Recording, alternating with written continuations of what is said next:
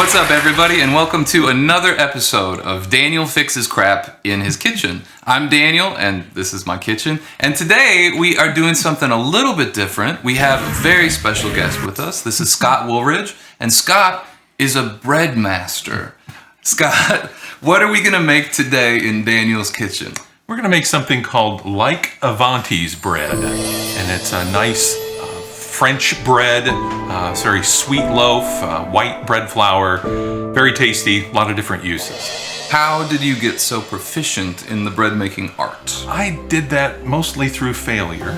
I had 5 years of bread making attempts that were just pitiful. I was making mistakes and the bread wouldn't rise. I would go ahead and bake it and it didn't work. So the magic was, and this is 45 years ago almost, I got a thermometer and I followed the instructions and put the temperature, water together, and I've had success ever since. They often say baking is a lot like chemistry. It is. It's chemistry you can eat. Yeah. Precision is really important, is what I'm hearing you say. Yeah. Chemistry you can eat. All right. Well, show us what ingredients we're going to use today. So for the ingredients, we have yeast. We'll add that to a little bit of warm water, sprinkle a little sugar into that to help it wake up. And then we'll have some eggs that we'll put in. That's our source of fat. A little bit of salt, a little bit of sugar, and lots of flour. First thing, we got to wake up the yeast. So if you'll snip those, just cut the package in half.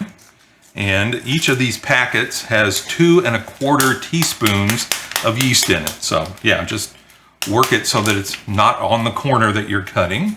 And there you go. Now sprinkle it in. Over the top. Let's do that with the other one. So is this alive? Packages. It's not yet, but it will be in a matter of seconds. So are they seeds? Are they eggs? What is yeast? They are organisms. Wow. It's alive! It's alive! Yeah, so they're kind of dormant. They are dormant right now, and you get the right temperature of the liquid and something for them to eat. And they'll wake up, and they're going to make the bubbles, anaerobic respiration, that will make the bread rise. And with the flour, we're going to have gluten, kind of a network, and hold those bubbles. Yep, give it a whisk, and just, make sure whatever's on the top is going in. I've never used yeast before. Doesn't it smell great? It smells alive. Yeah, and it's going to be more so because we're going to put some sugar in it. So let me pour. Oh, it's going to be really happy now. And right, because it's got something to eat. And it eats sugar, it eats flour. And if we let this sit for about 5 minutes, it gets really foamy. And it will outgrow the cup. It will literally overflow the cup. We better do something before 5 minutes. We will. You want it to look foamy. Now you can see there's a little bit of foam right there, but that's mostly from the whisking process. So, okay, let's let it stop. And we're going to see what it will do as we wait. I knew someone that worked in a school cafeteria. This has been years ago. One afternoon after lunch, the ladies in the cafeteria were making cinnamon bread. And they had this huge mixer, and somebody had laid a dish towel over the top of it. And during the mixing process, they had walked away, the dish towel fell into the bread dough. Oh, no. And they said, can't eat that. So they dumped that big batch of bread dough into a garbage can. And about a half an hour later, the lid was coming off of the garbage can because the batch of bread had risen so much. Yeah, that must have been a big commercial batch. Yeah. So it's live, and you can think of it like the movie The Blob, the horror movie from the 50s. You think, was the blob really yeast, or was it something else? Right. So we've got something that's alive here, and that's the magic of bread. Otherwise, we'd be making crackers. So we've got something that will work. We've got the yeast, we've got the water. So we're going to pour that in the big bowl here. And it's really easy. It's just a matter of putting in the other ingredients. So kind of an odd thing for a bread recipe is eggs. Most bread recipes need some flour. Need some fat. What's the source of fat for your bread. Now, the basic, simplest bread would not have any fat in it, but with this, we're going to. Remember, success in bread is all about temperature. So, we didn't want to put refrigerator temperature eggs into this because it would put the yeast to sleep, right? If the temperature of the water is too low, the yeast goes to sleep. If the water temperature is too high, it kills the yeast, wakes it up and kills it. So, we're putting 3 eggs in here, and these eggs are probably about 80 degrees, something like that. They've been sitting in a bowl of hot water for about a half an hour. So that's how we brought the eggs up to temperature. So 3 eggs. We're not really whisking these, not fluffing them up, just breaking the yolks, pulling it together. So when we pour that in with the rest of the liquid, it's not going to change the temperature of the yeast and the other liquid that much. So 3 eggs going in. And the rest of our ingredients are dry. So get this incorporated. And we need a tablespoon of salt and 1 1/4 cups of sugar. So I'm going to start with the sugar. And an interesting thing, sugar's going to wake it up, feed it, make it happy. The salt actually slows down the yeast from multiplying. So it also adds a good taste, of course. So here's 1 cup of sugar. Think it'll be sweet. And there's a 1/4 cup of sugar. So putting that in, mixing that up, getting it incorporated, and where can I get a tablespoon of salt? 1 tablespoon.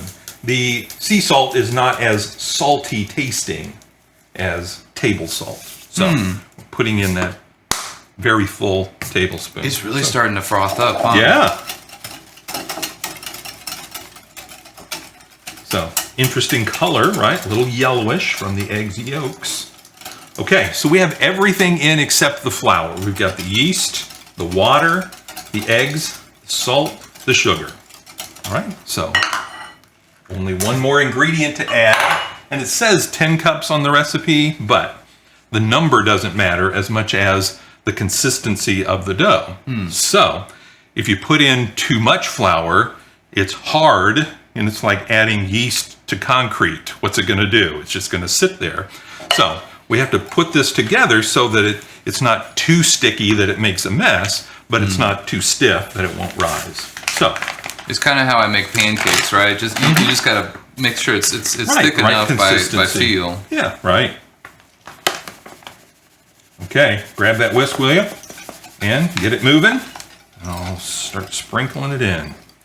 We have a flour sifter if you want. Oh, this is good. So very quickly, this is going to move from that kind of sloshy liquid into something quite a bit thicker. And we'll go beyond the pancake batter phase in just a few cups of flour. I bet.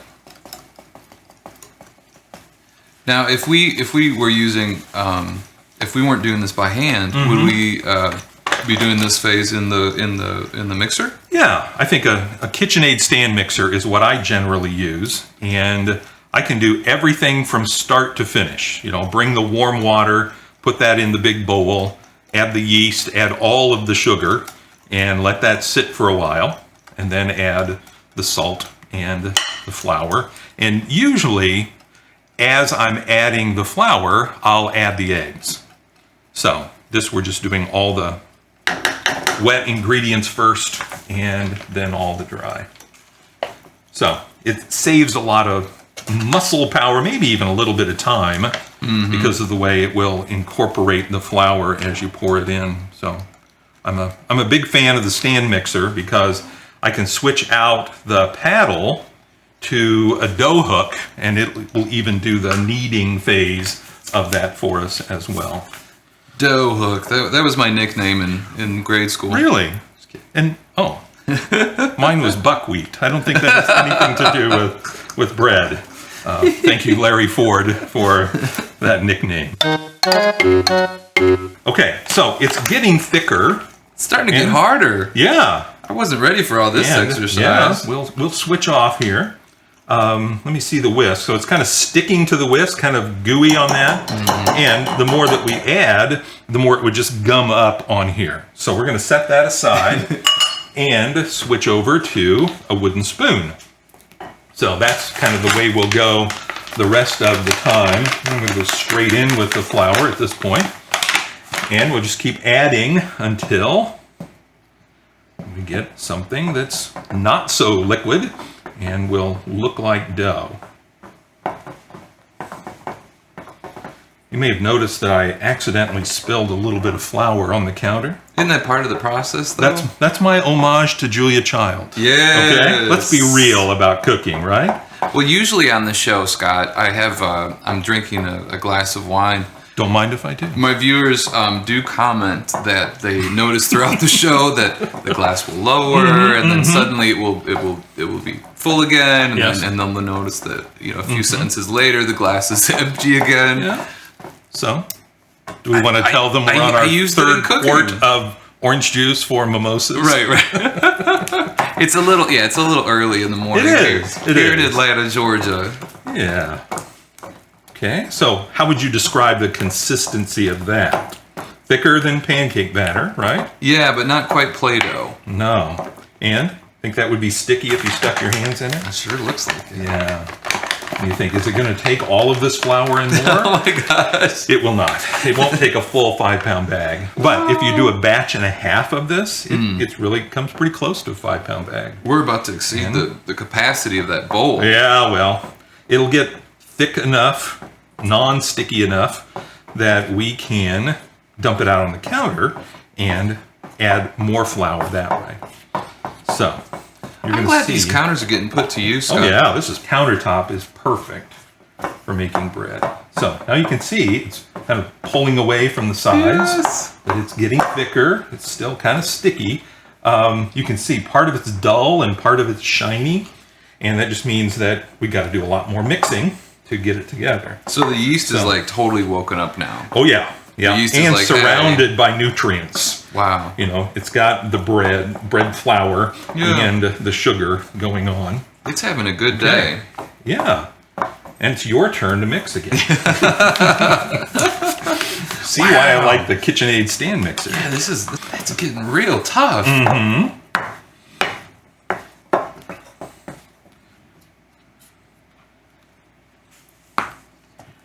It's that big kind of muscular, burly German woman thing that you see from the Broad shoulders, yes.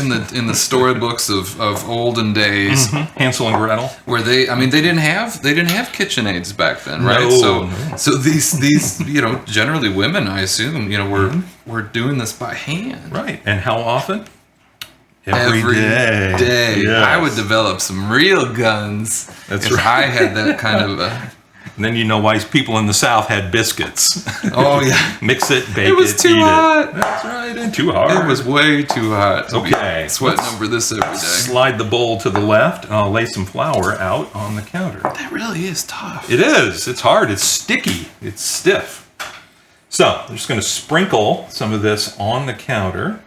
And what that's going to do, of course, is keep it from sticking to the counter. But at the same time, it's incorporating the flour into the mix. All right, there's my spatula. So we're just going to scrape off the sticky stuff and do a dump onto the counter.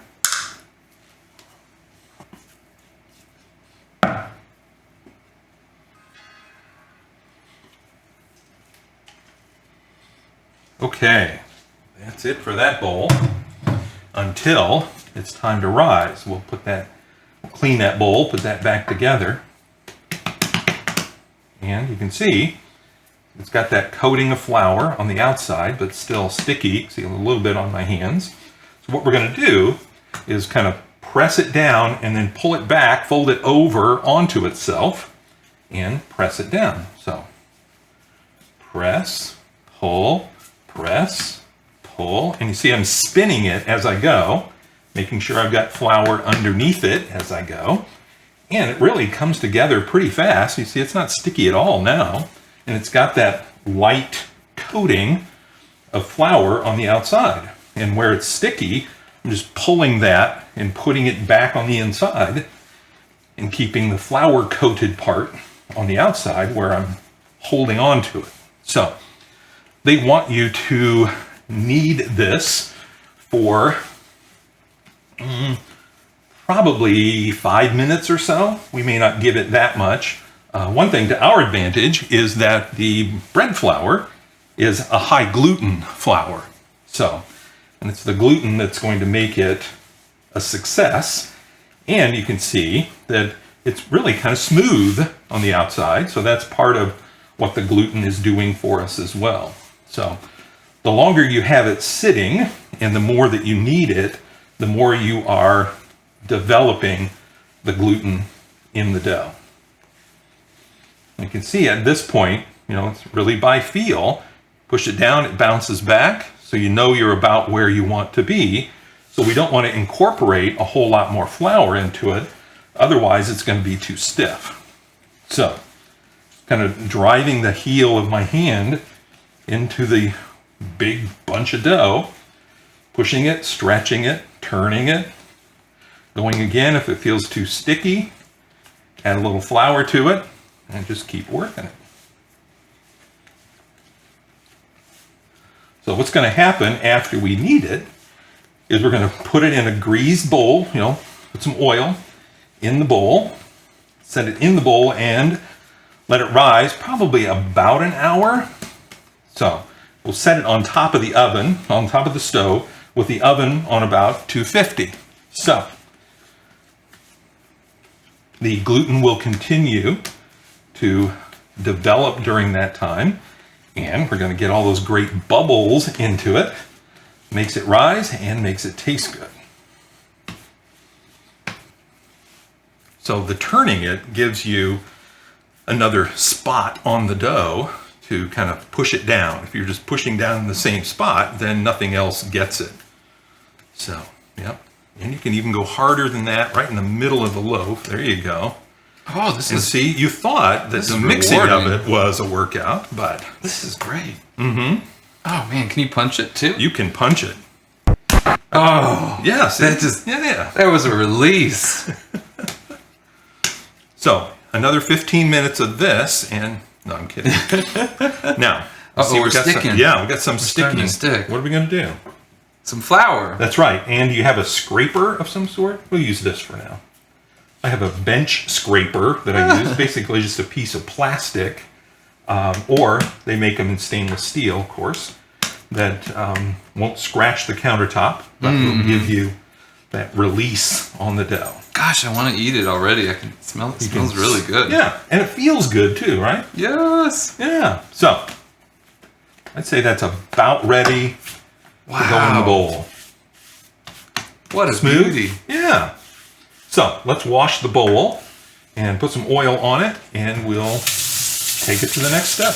I'd say pour a tablespoon, maybe 2, oil in the bowl. And this is just boring old vegetable oil. Right. What we're doing is kind of lubricating the sides so that the dough doesn't stick to the bowl. Is that enough? We'll see.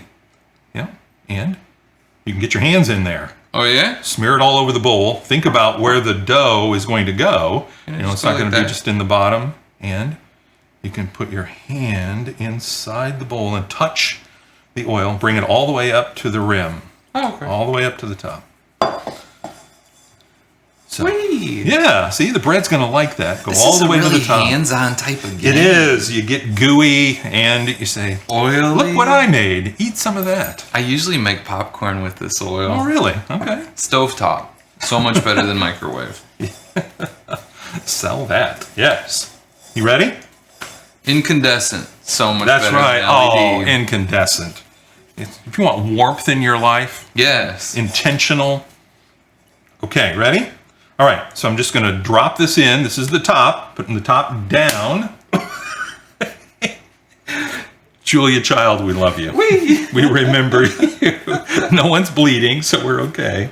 Maybe I used too much oil. No, not at all. And the oil is either going to get absorbed in the dough or we're going to pour it off. So this is just keeping it lubricated, that it's not going to stick to the bowl and prevent it from rising the way it wants. So this is going to say you have the freedom to go as large. And you can see this lump of dough, that bowl, that dough is probably going to be about that high, but it's going to be about an hour. So what we're going to do is put this on the stove. We're going to put the oven on 250, cover this with a towel, and come back when it's bigger.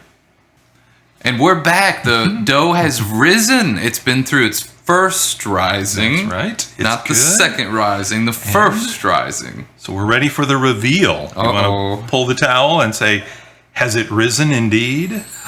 It's risen indeed. Wow, it's like doubled in size. More than double, yeah. That's amazing. And look how smooth it is on So the it's top. still alive. Very, very much. You're gonna smell its breath here very soon. So give it like a gentle nudge, a push down in the bottom, in the middle. Just go all the way to the bottom of the bowl. Oh wow! Look at all that oil bubbling out. And it's warm, right? Okay. Uh-oh. Sticky a little? Just a little. Just a little. See, we can pull it away from the side. Wow. So you felt this on the top. Yeah. Kind of leathery. Yeah. But feel it on the side.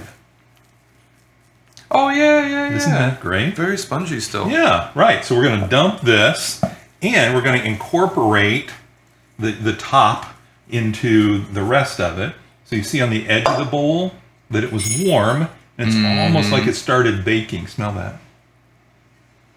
But that can also be incorporated, or... Can I eat this? You can eat that.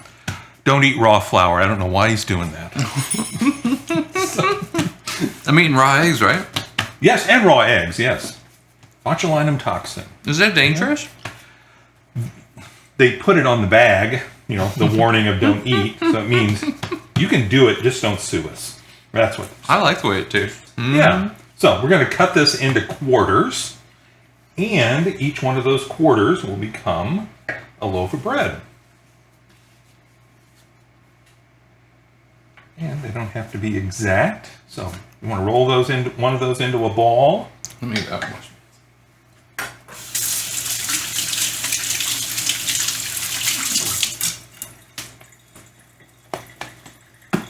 So Scott, how many more risings did you say we have to do? This is just going to be one more. The recipe itself calls for 2 rising before you form it into loaves, but we're going to form this into Seems a little pedantic. You know what that reminds me of is the people who are really good with drywall.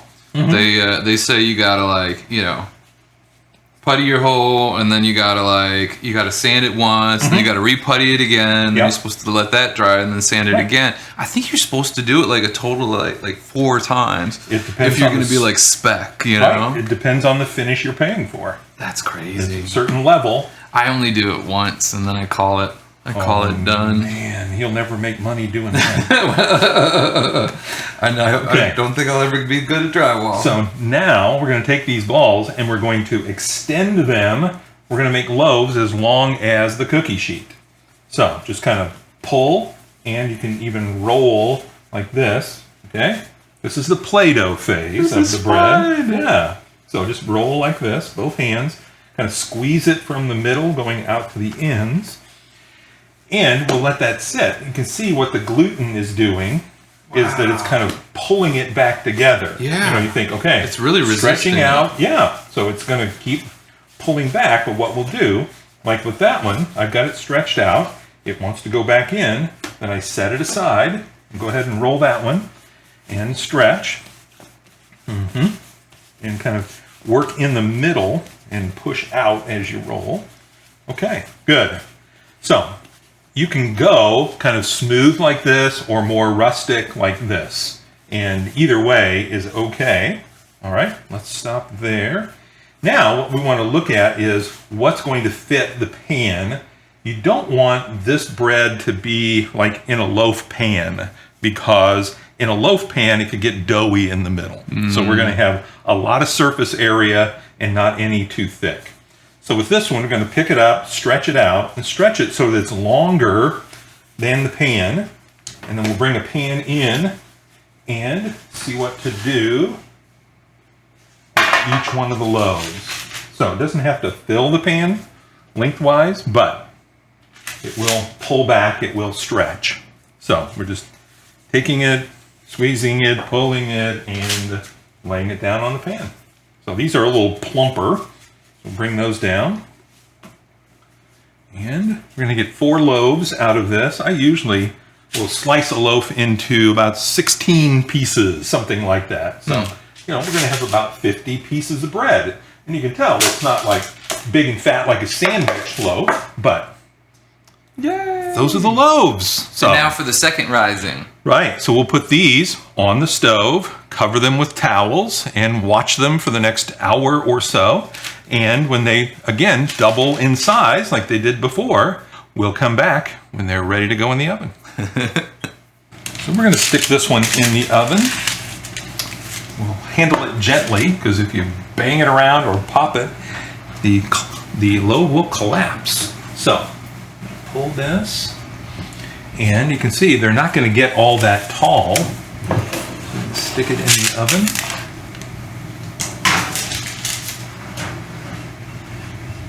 So that's one, and we'll give the second one a few minutes to rise a little more, and then it'll go in.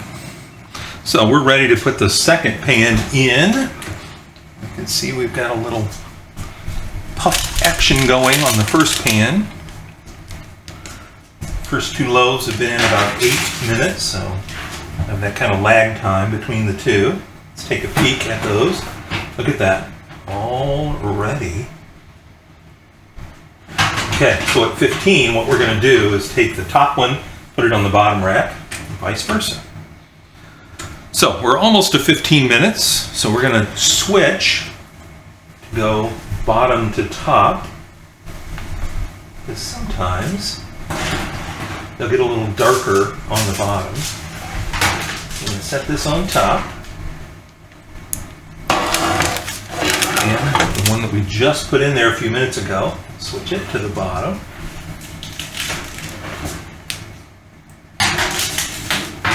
I'm going to check this one again in about 5 minutes. We'll take the spatula and put it under there and peek underneath and see what kind of golden brown it might be. It's supposed to be 30 minutes total. Today I don't think it's going to take 30 minutes. Okay, so the first one's been in there about 20 minutes. So we're going to pull it out and see, because we haven't used this oven before. We want it to be done, but not too much. Is that a lovely color? Yeah. Can we get both oohs and ahs for that? So, good stuff. We'll leave the pan in there, of course. It'll keep rolling along. All right, so what we're going to do is check this. And you can see this kind of golden tan color here. We want to sneak in under the loaf and see what kind of color are we getting underneath the loaf. So we'll separate these conjoined twins. And let's flip that a little bit. Okay, it's lighter on the bottom than it is on the top. And usually when you're baking a while on the bottom shelf, it's going to get darker. See what that one looks like? See how light that is in color? So it needs to go longer. So we'll put that back in. We'll say another 5 minutes. Again, the recipe wants 30 minutes, and this has had 20 so far. So if we pulled it out now and let it cool and started slicing it, it would be doughy in the middle. So I'm going to make it longer, not doughy in the middle. All right, we're going to look at that first pan of bread. It's changed colors. It smells good. Wish we had smell-o-vision for you. All right, so I'm going to take that one out, confident that it's going to stay out. I'm going to move this one to the top shelf. It looks like it's coming along nicely. It might only need a few minutes. I might check that one after we're done checking this one. So see how much darker brown it is there on the end. On the top shelf, it usually is just giving you more browning on the top, but we are in good shape. So we're going to the cooling rack with these 2 loaves.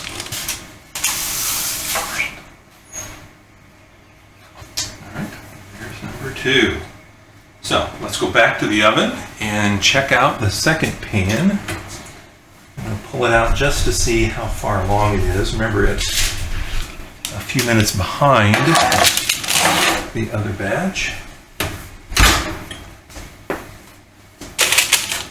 See what we have for color here. Okay, I would say it's going to need another 5 plus. There we go, see? Is she done? I think I'm going to give it 2 more minutes just because I want the top of it to be a little bit darker. And then we'll be finished.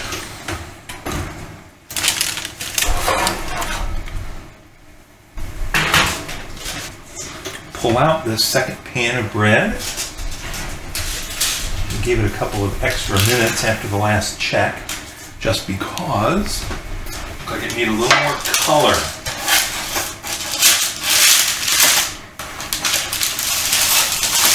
Nice. Got great color. See that on the bottom? So, they are piping hot. That was a 350 degree oven, and we're going to let this sit for about 20 minutes, and it'll be ready to slice. We'll have warm bread with butter. So we've come to the reveal. This is everybody's favorite part, right, Scott? Yes. This is what people hang around That's right. for. When did we start this? Before lunch. 3 hours ago? Yeah, it was in the morning. Now we're ready to have a cocktail or one of those famous glasses of wine that you see on the series. That's right. But we've already had the wine. So why does it have to rest, Scott? Because it's warm on the inside and it's really continuing to bake. So it's setting up. It's not going to be doughy.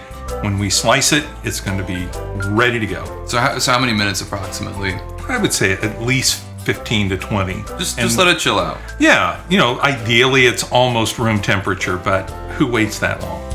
So, you want to grab that loaf, put it on the board, and I'll get some slices going. Now, normally people just do a slice that's perpendicular. I like to do an angle, and that's because you get more bread. So, same thickness, but look at the size of that piece of bread. That smells wonderful. Okay, so here we are. I don't know how you hold that up to the camera, but there it is. And I'll let you. Now this butter Put some butter is on actually from Paris. I think it's the way that all butter should be presented. Yes. The Parisians, the French, I think they add a lot more salt to it. Oh. But it is divine, so I highly recommend it. And I have some helpers here in the kitchen with us. They're going to come and help us try out our labors of love. Vicky here is usually the first taste tester in our kitchen. What do you think? It's delicious. I hope we got good audio on this. It's really melt in your mouth delicious.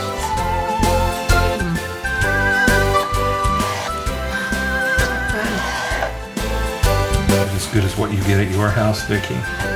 What do you notice about this batch that's different from home? One more.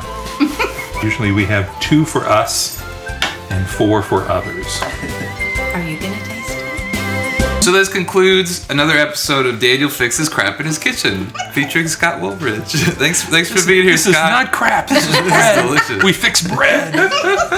Special edition.